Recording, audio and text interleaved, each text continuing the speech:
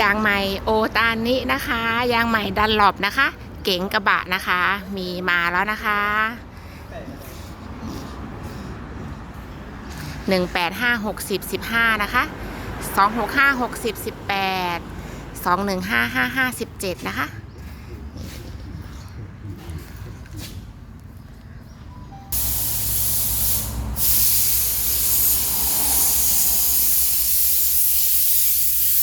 ยางใหม่เก๋ง1856015ดันหลบนะคะปี24นะคะ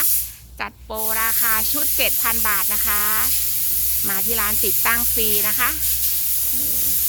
ต่างจังหวัดจัดส่งได้ทั่วไทยค่ะ